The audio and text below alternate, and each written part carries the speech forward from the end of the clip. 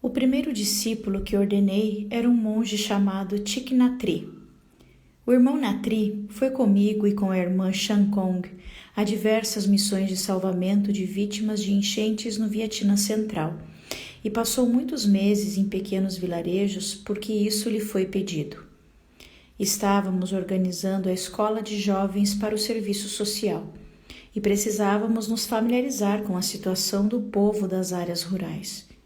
Queríamos encontrar formas de utilizar a não violência e a bondade amorosa para ajudar os pobres a melhorar seu padrão de vida. Era um lindo movimento em prol do progresso social. Eventualmente, chegamos a ter 10.000 pessoas engajadas. Os comunistas diziam que nosso movimento budista era pró-americano, e a imprensa dizia que nós, monges budistas, éramos comunistas, disfarçados tentando ajudar a vitória comunista. Enquanto isso, apenas tentávamos ser nós mesmos, sem favorecer nenhum dos dois lados da guerra. No caso, a Guerra do Vietnã. Em 1967, o irmão Natri, juntamente com outros 7 assistentes sociais, foram raptados por um grupo de extrema-direita e nunca mais ouvimos falar deles. Um dia, Natri estava andando nas ruas de Saigon quando um soldado americano, em cima de um caminhão militar, cuspiu em sua cabeça. O irmão Natri voltou para casa chorando. Sendo jovem, ele era tentado a reagir e lutar, e eu o segurei nos meus braços por meia hora, tentando transformar sua profunda dor. Eu disse: meu filho, você não nasceu para usar armas. Você nasceu para ser monge, e seu poder é o poder da compreensão e do amor. O soldado americano o considerou seu inimigo. Isso foi a percepção errônea dele. Nós precisamos de soldados que possam ir para a frente de combate armados apenas com compreensão e amor. Ele permaneceu na escola de jovens para o serviço social. Depois foi raptado e provavelmente morto. Thich Nhat Hanh é um protetor dos monges e monjas de Plum Village. A letra dele se parecia muito com a minha. E ele escreveu lindas canções para serem cantadas pelos pastores de búfalos nas áreas rurais. Como podemos expungir esse tipo de injustiça? Como podemos transformar a injustiça sofrida por nações inteiras? Cambodianos, bósnios, palestinos, israelenses, tibetanos, todos sofreram injustiça e intolerância. Em vez de sermos irmãos e irmãs uns dos outros, apontamos armas uns contra os outros. Quando a raiva nos assalta, pensamos que a única resposta é castigar os outros. O fogo da raiva continua a queimar em nós e continua a queimar também em nossos irmãos e irmãs. Esta é a situação do mundo e é por isso que a contemplação em profundidade é tão necessária, para nos ajudar a entender que somos todos vítimas. Eu disse ao irmão Nhat Hanh: se você tivesse nascido em uma família de Nova Jersey ou da Califórnia e se lesse o tipo de artigos que jornais e revistas que esses soldados leem, você também acreditaria que todos os monges budistas são comunistas e também cuspiria na cabeça dos monges. Eu contei a ele que os GIs americanos eram treinados para considerar inimigos todos os vietnamitas. Eles foram mandados aqui para matar ou morrer. Eles também são vítimas, da mesma forma que os soldados e civis vietnamitas. Aqueles que apontam as armas e atiram em nós, que cospem em nós, não são os autores da guerra.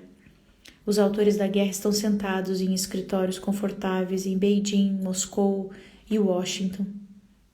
Aquela foi uma política errada, nascida de uma compreensão errônea. Quando eu fui a Washington, em 1966, reuni-me com Robert McNamara, e o que disse a ele sobre a natureza da guerra era totalmente verdadeiro. 6 meses mais tarde, ele pediu demissão, deixando de ser secretário de defesa, e recentemente escreveu um livro no qual confessa que a guerra do Vietnã foi um erro terrível. Talvez eu tenha ajudado a plantar algumas sementes de compreensão nele. Essa percepção errônea foi responsável por uma política errônea, responsável pela morte de milhares de soldados americanos e vietnamitas, além de milhões de civis vietnamitas. As pessoas das áreas rurais não entendiam por que tinham que morrer dessa forma, porque as bombas caíam sobre elas dia e noite. Eu estava dormindo em meu quarto ao lado do salão do Buda na escola de jovens para o serviço social, quando um morteiro foi disparado diretamente dentro do salão. Eu poderia ter morrido.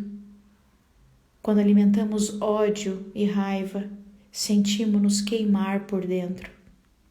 A única forma de escapar é a compreensão.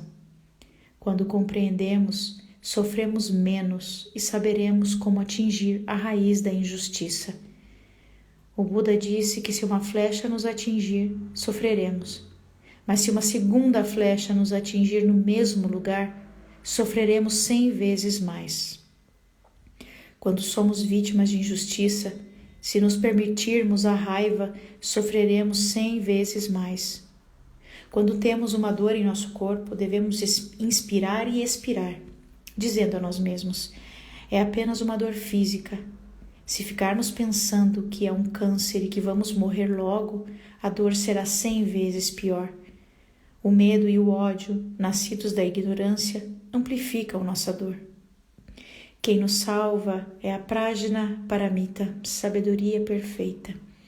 Se conseguirmos ver as coisas como são, em si mesmas, não enxergando nada mais do que isso, sobreviveremos.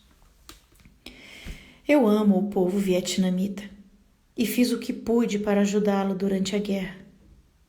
Mas também considerava vítimas os jovens soldados americanos que estavam no Vietnã. Eu não tinha rancor contra eles e assim sofri muito menos. Esse é o tipo de sofrimento que muitos de nós tiveram que enfrentar, e o ensinamento surge do sofrimento e não por causa de estudos acadêmicos. Eu sobrevivi pelo irmão Nhatri e por tantos outros que morreram em nome do perdão, do amor e da compreensão. E agora compartilho isso com todos, para que meus irmãos não tenham morrido em vão. Por favor, pratiquem a contemplação profunda e vocês sofrerão muito menos com as doenças, injustiças e pequenas dores que existem dentro de vocês. A contemplação profunda conduz à compreensão e a compreensão conduz ao amor e à tolerância. Quando o seu bebê está doente, você faz o que pode para ajudá-lo, evidentemente. Mas ao mesmo tempo você sabe que um bebê precisa ficar doente um determinado número de vezes para adquirir a imunidade de que necessita. Ao sofrer, você também sabe que irá sobreviver, porque já desenvolveu anticorpos. Não se preocupe, saúde perfeita é apenas uma ideia, nada mais. Aprenda a viver em paz com os problemas que tiver. Tente transformá-los, mas não sofra demasiado. Durante sua vida, Buda também sofreu.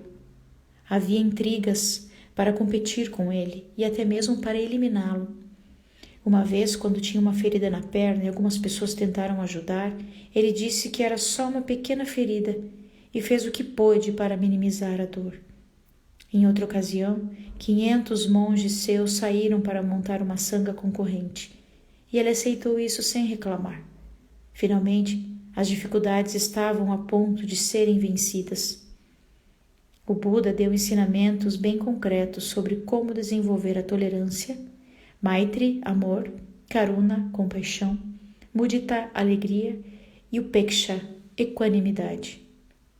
Se praticarmos estes 4 pensamentos imensuráveis, nosso coração com certeza será um grande coração. Como os bodhisattvas têm enorme compaixão, eles sabem receber, aceitar e transformar. Como têm enorme compreensão, não precisam sofrer. Esse é um grande presente que oferecemos ao mundo e às pessoas que amamos. Do livro A Essência dos Ensinamentos de Buda, de Thich Nhat Hanh.